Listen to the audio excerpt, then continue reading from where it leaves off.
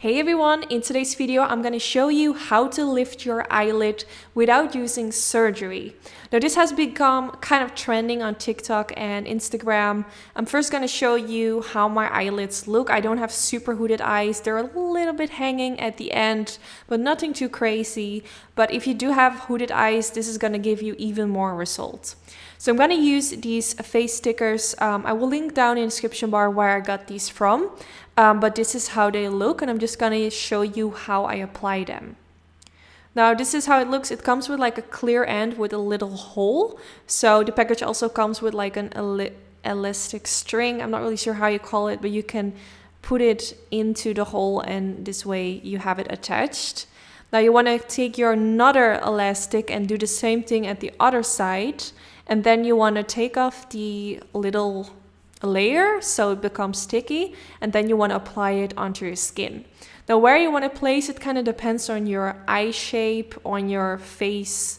So first you might want to use your finger to pull to see kind of where you want the lift to be. I put the sticker quite low. My tip would be to place it a bit higher so it's not too close towards your brow and you won't be able to see it once you put your hair in front of your face. So don't make the same mistake as I did, but it might take a few times to practice. And then when you will like snatch the cord, you can see it really lifts the eyebrow. Now it depends on how tight you're gonna like connect both of these elastic bands on how intense the lift is gonna be. So you kind of have to decide for yourself like how tight you want to pull it.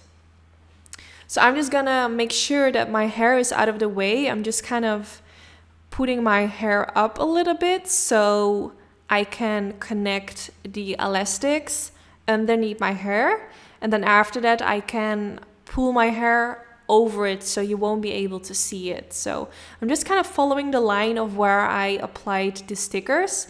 And then I will just make a knot. I'm not sure if that's the correct way to do it, but I just connected them and just pulled as tight as I wanted it to be.